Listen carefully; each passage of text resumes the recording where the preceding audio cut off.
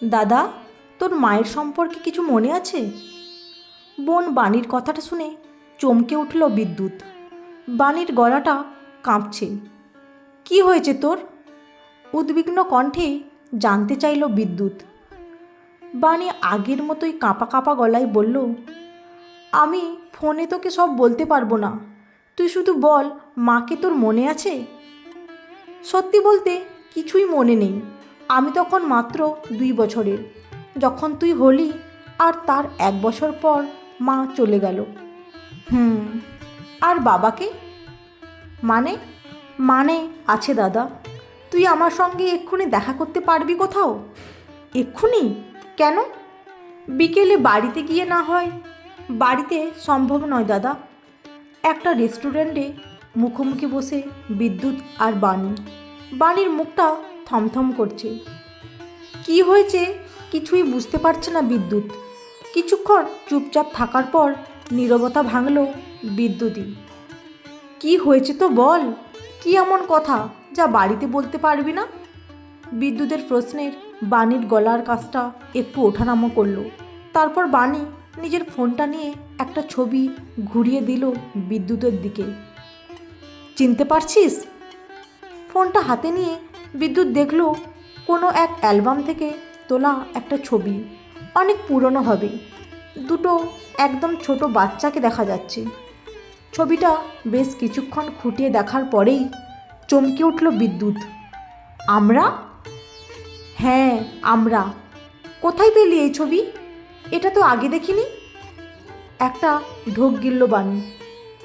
দেখা সম্ভবও ছিল না। কেন? এটা আজ আমি অজিতদার বাড়ি থেকে পেয়েছি। অজিতদা মানে তোর কলিগ? হ্যাঁ। তার বাড়িতে আমাদের ছবি কি করে? জানি না। অজিতদার ছেলের অন্নপ্রাশনের দিন সাইক্লোন হয়েছিল, মনে আছে তোর? হ্যাঁ। কেউ তো ওই দিন যেতে পারেনি, তাই অজিতদা আমাদের আজ ওর বাড়ি নিয়ে গিয়েছিল। সেখানেই আড্ডা চলছিল। আড্ডা চলতে চলতেই ওর বোন এসে আমাদের বাড়ির সব অ্যালবাম দেখাচ্ছিল। দেখাতে দেখাতে হঠাৎ একটা অনেক পুরনো অ্যালবামে এই ছবিটা আমি দেখতে পাই। তুই জিজ্ঞেস করিসনি কিভাবে এলো? করেছি, তবে এটারও আগে অন্য একটা ছবি ছিল, সেটা দেখ। এই বলে বাণী ফোনে আর একটা ছবি খুলে দেখায় বিদ্যুৎকে। ছবিটা বেশ কিছুক্ষণ খুঁটিয়ে দেখার পরেই আচমকা উত্তেজিত হয়ে চেয়ার ছেড়ে দাঁড়িয়ে পড়ে বিদ্যুৎ। এটা? আমারও তোর মতোই অবস্থা হয়েছিল দাদা। এটা সত্যি সে। আমরা এর আগে তার বিবাহিত অবস্থার কোনো ছবি কখনো দেখিনি। কিন্তু তুই জিজ্ঞেস করিসনি কিছু? করেছিলাম। অহনা বলল এটা ওদের বড় কাকিমার, মারা গিয়েছেন। আবার ধপ করে চেয়ারে বসে পড়ল বিদ্যুৎ। আর এই ছবি দুটো ওদের বড় কাকুর প্রথম পক্ষের ছেলে মেয়ে, মানে এই বড় কাকিমার সন্তান। এরা এখন কোথায় জানতে চাসনি? চেয়েছিলাম। অহনা বলেছে এরা নিরুদ্দেশ। তুই? আমার বিশ্বাস হচ্ছে না। ওদের বড় কাকুকেও দেখলাম। দুফোঁটা জল গড়িয়ে পড়ল বাণীর চোখ দিয়ে। ভদ্রলোকের গলার ওপর ঠিক এই রকম একটা আঁচিল। এই বলে নিজের গলার আঁচিলটার দিকে আঙুল দিয়ে দেখালো বাণী। প্রায় মিনিট 5 হতভম্বের মতো বোনের আঁচিলটার দিকে তাকিয়ে রইল বিদ্যুৎ। তারপর বলে উঠল, এসবের মানে কি? জানি না, আমি কিচ্ছু জানি না, কিচ্ছু বুঝতে পারছি না। কিন্তু এটা কি করে সম্ভব? আমাদের নিশ্চয়ই কিছু ভুল হচ্ছে। ভুল? এইসব চোখের দেখা ভুল বলতে চাইছিস? কাকতালীয় হতে পারে। কি কাকতালীয় হবে? হয়তো এটা মায়ের যমজ কোনো বোন, আর তার সন্তানরা হুবহু আমাদের মতন দেখতে। আমার শরীরে হুবহু এই ভদ্রলোকের মতো আঁচিল। সবটা কাকতালীয় বলতে চাইছিস? তাহলে আমরা এতদিন যার কাছে আছি, যাকে বাবা বলে জেনেছি, তিনি কে? এর উত্তর তো একমাত্র তিনিই দিতে পারবেন। বাচ্চা দুটো নিরুদ্দেশ হয়ে গিয়েছিল, ওরা বলছিল। নিরুদ্দেশ? তারপর দুই ভাই বোন বাড়িতে ফিরল। দরজাটা খুলে বেশ অবাক হলেন সুনির্মল বাবু। তার ছেলে মেয়ে কখনো একসঙ্গে বাড়ি ফেরে না, আজকে দুইজনেই একসঙ্গে এসে হাজির। কী রে, তোরা আজ একসঙ্গে? হ্যাঁ বাবা। ছেলে মেয়ে ঘরের মধ্যে ঢুকে সোফায় বসল। সুনির্মল বাবু একটু অবাক হলেন। ওরা তো ঘরে ঢুকে আগে বাথরুমে যায়, আজকে কি হলো হঠাৎ? তোরা বাথরুমে যাবি না? যাব, তার আগে তুমি একটু বসো, কথা আছে, বলল বাণী। ভুরু কুঁচকে সোফায় বসলেন সুনির্মল বাবু। কি ব্যাপার বলতো? বাবা, মা ঠিক কবে মারা গিয়েছিল? 14ই এপ্রিল 1991। 30 বছর হয়ে গেল না? হ্যাঁ রে। বাবা, মায়ের আর তোমার কখনো একসঙ্গে ছবি দেখিনি তো, বলল বিদ্যুৎ। চমকে উঠলেন সুনির্মল বাবু। তারপর আস্তে আস্তে বললেন, সুযোগ হয়নি। তোমাদের বিয়ের অ্যালবাম নেই? মায়ের বিবাহিত অবস্থার কোনো ছবি নেই? কথাটা বলেই সোফা ছেড়ে উঠে দাঁড়িয়ে পড়লেন সুনির্মল বাবু। কি বলতে চাও খোলসা করে বলো, এভাবে জেরা করো না। আপনি কে? এবার সরাসরি প্রশ্ন করল বাণী। সুনির্মলবাবু সাময়িক হতভম্ব হয়ে গেলেন। পর মুহূর্তেই নিজেকে সামলে নিয়ে বললেন, নিজের বাবার পরিচয় ভুলে গিয়েছ নাকি? হয়তো। আমার নাম শ্রীযুক্ত সুনির্মল চৌধুরী, একজন অবসরপ্রাপ্ত স্কুল শিক্ষক। বেশ, আর আমাদের নাম কি? সেটাও কি ভুলে গিয়েছ? যাই হোক, মনে করিয়ে দিই, শ্রীমান বিদ্যুৎ চৌধুরী আর কুমারী বাণী চৌধুরী। আর আমাদের মায়ের নাম কি? পুরো নাম বলবেন। এবার গলাটা কেঁপে উঠল সুনির্মল বাবুর। প্রায় মিনিট খানেক চুপ করে থাকার পর কোনো ক্রমে বললেন, শ্রীমতী ইলা মিশ্র। বাণীর চোখ দিয়ে টপ টপ করে জল পড়তে লাগলো। বিদ্যুতের দিকে তাকিয়ে অস্পষ্টে উচ্চারণ করল, দাদা। বাণীর হাতের ওপর হাত রাখল বিদ্যুৎ। তার বুকটা হাঁপড়ের মতো ওঠানামা করছে। সে একটা জোরে শ্বাস নিয়ে জিজ্ঞাসা করল, আমার মায়ের স্বামীর নাম কি? আর দাঁড়িয়ে থাকতে পারলেন না সুনির্মল বাবু, ধপ করে আবার বসে পড়লেন সোফায়। কি হলো, আমার মায়ের স্বামীর নামটা বলো, কান্না ভেজা গলায় বলল বাণী। শ্রীযুক্ত শ্রীযুক্ত শ্রীযুক্ত শম্ভুনাথ মিশ্র। কথাটা বলেই দু হাতে মুখ ঢেকে ফেললেন সুনির্মল বাবু। এদের চেনেন? খানিক পরে বাণীর গলা শুনে মুখের ওপর থেকে হাত সরালেন সুনির্মল বাবু। মেয়ের ফোনের দিকে তাকিয়ে দেখলেন একটা পুরনো ছবি। ছবির মানুষ দুটোকে বিলক্ষণ চেনেন তিনি। আস্তে আস্তে মাথাটা নাড়লেন। একটা ঢোক গিলে বিদ্যুৎ বলল, এনাদের ছেলে মেয়ে অনেক ছোটোবেলায় নিরুদ্দেশ হয়ে গিয়েছিল। নিরুদ্দেশ? চমকে উঠলেন সুনির্মল বাবু। কে বলেছে এ কথা? ওদের পরিবার থেকে জেনেছি। এই তাদের ছবি। বাণী আবার একটা ছবি দেখাচ্ছিল ফোনে। সেদিকে তাকালেন না সুনির্মল বাবু। একটা বাঁকা হাসি খেলে গেল তার মুখে। ছেলে মেয়ের চোখে চোখ রেখে বললেন, বলো, কি বক্তব্য তোমাদের?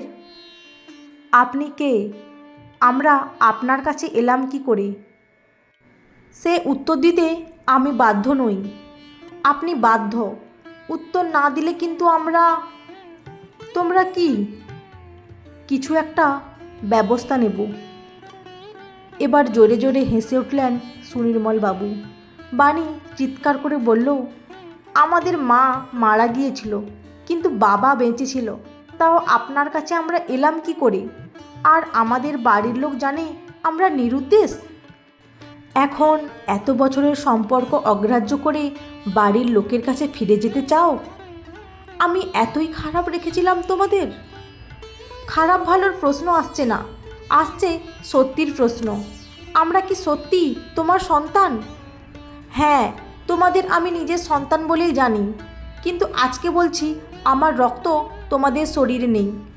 তাহলে কেন আমাদের পরিবার থেকে দূরে রেখেছেন? কেন আমাদের বাবা ভাবেন আমরা নিরুদ্দেশ? উনি তা ভাবেন না, উনি মুখে বলেন। যাই হোক, উত্তরটা আমি দিতেই পারতাম, কিন্তু দেব না। তোমরা আমাকে বিশ্বাস করবে না। একটা ঠিকানা দিচ্ছি, সেখানে চলে যাও, তোমাদের সব প্রশ্নের উত্তর পেয়ে যাবে। কার ঠিকানা? অলোকরঞ্জন মল্লিকের, ইলা মিশ্রের দাদা, তোমাদের মামা, যার সঙ্গে তোমাদের রক্তের সম্পর্ক রয়েছে। তারপর দুই ভাই বোন মিলে চলল মামার উদ্দেশ্যে। আমাদের গ্রামে হরিনারায়ণ চৌধুরী ছিলেন নামী গানের শিক্ষক। গ্রামের সমস্ত অবস্থাপন্ন বাড়ির মেয়েরা তার কাছে গান শিখতে যেত। ওই গান শিখতে শিখতেই কীভাবে যেন ইলা আর সুনির্মলের মন দেওয়া নেওয়া হয়। ইলার যখন বিয়ের বয়স হয় তখন সুনির্মল তার বাবাকে বলে সে ইলাকে বিয়ে করতে চায়। ততদিনে সুনির্মল স্কুলে শিক্ষকতার চাকুরি পেয়েছে। সুনির্মল ছেলে হিসেবে যে খুবই ভালো সে নিয়ে কারোর কোনো সন্দেহ ছিল না, কিন্তু সুনির্মলরা ছিল সদ্গোপ আর আমরা ব্রাহ্মণ। বেজাতে মেয়ের বিয়ে দিলে আর বংশের মান থাকবে না, এই ভয়ে বাবা রাজি হলেন না। ওরা অনেক কাকুতি মিনতি করল, এমনকি হরিনারায়ণ চৌধুরীও নিজেও কথা বলতে এলেন, কিন্তু বাবা নিজের সিদ্ধান্তে অনড় রইলেন। অনতি বিলম্বে ভালো ঘর দেখে ইলার বিয়ে হয়ে গেল। সুনির্মল মনের দুঃখে ঘোষণা করল সে সারা জীবন বিয়ে করবে না। সে এক প্রকার বিবাগী হয়ে গেল বলা চলে। চৌধুরীবাবুও শোকে বেশি দিন বাঁচলেন না। এদিকে পরিবারের চাপে বিয়ে করলেও ইলাকে তার স্বামীর পছন্দ হলো না। শ্যামলা গায়ের রং বলে অবহেলা করত সবসময়, এমনকি অনেক সময় ঘরের বাইরেও বের করে দিত রাতে। এদিকে টাকা পয়সার প্রয়োজন হলেই বাপের বাড়ি থেকে আনতে পাঠাতো। বাবা নিজের ভুলটা বোধহয় ততদিনে বুঝতে পেরেছিলেন, কিন্তু কিছু করার ছিল না। বাবাও চলে গেলেন কিছুদিনের মধ্যেই। ততদিনে ইলার একটা ছেলে হয়েছে। বছর দুয়েক পর একটা মেয়েও হলো, কিন্তু ইলার অবস্থার পরিবর্তন হলো না। ক্রমশ ইলার শরীর ভেঙে পড়তে পড়তে ইলা পৃথিবী থেকেই চলে গেল। ইলার স্বামী হলো মুক্ত, সে আবার বিয়ে করবে, কিন্তু পায়ের বেড়ি হলো ছেলে মেয়ে, তাদের আমার কাছে পৌঁছে দিয়ে গেল। কিন্তু আমার তখন রোজগার কম, নিজের সংসারও রয়েছে। আমার স্ত্রীর ঘোর আপত্তি। ভাবছি আইনের সাহায্য নেব। এমন সময় গ্রামে এলো সুনির্মল। সব শুনে সে বলল সে তার ভালোবাসার মানুষ ইলার ছেলে মেয়েকে দত্তক নিতে চায়। তার বক্তব্য ছিল এমন অবহেলায় ইলার পৃথিবী ছেড়ে চলে যাওয়ার কথা ছিল না, কিন্তু তাকে চলে যেতে হলো। ইলার সন্তানদের সেই অবহেলা সে পেতে দেবে না। ভালোবেসেও ইলাকে সুনির্মল স্ত্রী হিসেবে পায়নি, কিন্তু খাতায় কলমে লেখাপড়া করে ইলার সন্তানদের সন্তান হিসেবে গ্রহণ করল সে। আমাকে বলল তাদের নিয়ে সে অনেক দূরে চলে যাবে। সে চায় না তার সন্তানরা কখনো জানো তাদের সঙ্গে যাদের রক্তের সম্পর্ক রয়েছে তাদের কাছেই তারা ছিল অবাঞ্ছিত। সব কিছু শুনে ট্রেনে করে ফেরার পথে বিদ্যুতের কাঁধে মাথা দিয়ে নীরবে চোখের জল ফেলে যাচ্ছিল বাণী। তাদের কানে শুধু বাজছিল মামার বলা শেষ কথাগুলো। স্টেশনে নেমেই প্রায় ছুটতে ছুটতে বাড়ির সামনে এলো তারা, কিন্তু বাড়ির দরজায় দেখলো বিশাল বড় একটা তালা ঝুলছে। চমকে উঠল ভাই বোন। বাবা কোথায় গেলেন? ডুপ্লিকেট চাবি দিয়ে দরজা খুলে ভেতরে ঢুকলো তারা। ভেতরে ঢুকতেই টেবিলের ওপর রাখা কাগজটা দেখতে পেল। বাণী ছুটে গিয়ে কাগজটা তুলে নিয়ে দেখল সেটা আসলে একটা চিঠি।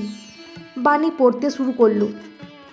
প্রিয় বিদ্যুৎ ও বাণী, আশা করি এতক্ষণে তোমরা তোমাদের প্রশ্নের উত্তর পেয়ে গিয়েছো, কিন্তু আমি সেই চিরন্তন প্রশ্নের উত্তর আজও পেলাম না। কোন সম্পর্কটা বড়, রক্তের নাকি আত্মার? আমার মনে হতো আত্মার। আমি আজও তাই বিশ্বাস করি। সারাটা জীবন তোমাদের নিজের সন্তান ভেবে কাটিয়ে দিলাম, আগামী দিনেও তাই ভেবে যাব। ইলাকে আমি ভালোবেসেছিলাম। ইলার সঙ্গে আমি ঘর বাঁধতে চেয়েছিলাম, সে ঘর আমাদের বাঁধা হয়নি। কিন্তু তোমরা আমার জীবনে আসার পর আমার মনে হয়েছিল আমাদের সেই না বাঁধা ঘর বুঝি এবার সত্যিকারের বাঁধা হবে। ইলা তোমাদের মা ছিল, থাকবেও আমাদের স্মৃতির মধ্যে। আর আমি হব তোমাদের বাবা, তোমরা হবে আমাদের সন্তান। কিন্তু তোমাদের কাছে রক্তের সম্পর্কটাই বড়। তাই তো মাত্র একটা দিনে দুটো ছবি দেখে তোমরা নিমেষে আজ 30 বছরের সম্পর্ক অগ্রাহ্য করে দিতে পারো। আঙুল তুলতে পারলে আমার দিকে, নিমেষে বাবার স্থান থেকে নামিয়ে দিতে পারলে একজন প্রতারকের স্থানে। যাই হোক, সন্তানদের তো চিরকাল বাবা মারা ক্ষমা করে দিয়ে আসেন। তোমরা না মানলেও আমি তো নিজেকে তোমাদের বাবা ভাবি। আমিও তাই রাগ করে নেই তোমাদের ওপর। তোমরা জীবনে সুপ্রতিষ্ঠিত হয়েছ। আগেই উইল করে আমার বাড়িটা তোমাদের ভাই বোনের নামে লিখে দিয়েছিলাম, তাই আমার দায়িত্ব শেষ। আমি চললাম। ঠিকানা বলা নিষ্প্রয়োজন। ভালো থেকো। ইতি, এক প্রতারক। চিঠিটা বিদ্যুতের দিকে বাড়িয়ে দিয়ে ধপ করে সোফায় বসে পড়ল বাণী। চিঠিটা পড়ে কেঁপে উঠল বিদ্যুৎও। ভালোবাসা এমনও হয়, একটা মানুষ আর একটা মানুষকে এতটা ভালোবাসতে পারে যে তার মৃত্যুর পর তার সন্তানদের নিজের সন্তান বলে মানুষ করে অবলীলায়। এখন কি হবে দাদা? বাবাকে কোথায় খুঁজব?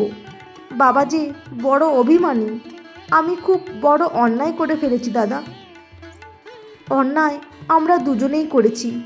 এমন একটা মানুষকে আমরা সন্দেহ করেছি, যে মানুষটা আমাদের মতো দুই অবাঞ্ছিতকে বুকে তুলে নিয়েছিল। বাবা আমাদের কোনোদিনও ক্ষমা করবে না আর? জানি না, তবে বাবাকে আমাদের খুঁজে বের করতেই হবে। বাবার পায়ে ধরে ক্ষমা চাইব দরকার হলে। কিন্তু বাবাকে খুঁজবি কোথায়? কিছু একটা করতেই হবে। যে করেই হোক বাবাকে আমি খুঁজে বের করবই। চল, বেরিয়ে চল, আর দেরি করিস না। হ্যাঁ চল, তবে তার আগে একটা কাজ সেরে নিই দাঁড়া। এই বলে নিজের ফোন বের করে দুটো ছবি খুলে মুছে ফেললো ছবি দুটো। তারপর উঠে দাঁড়িয়ে বলল, চল দাদা, আমাদের বাবাকে খুঁজে আনি। বন্ধুরা, আজকের গল্পটি কেমন লাগলো? যদি ভালো লেগে থাকে অবশ্যই একটি লাইক দিয়ে চ্যানেলটি সাবস্ক্রাইব করে পাশে থাকবেন। অসংখ্য ধন্যবাদ।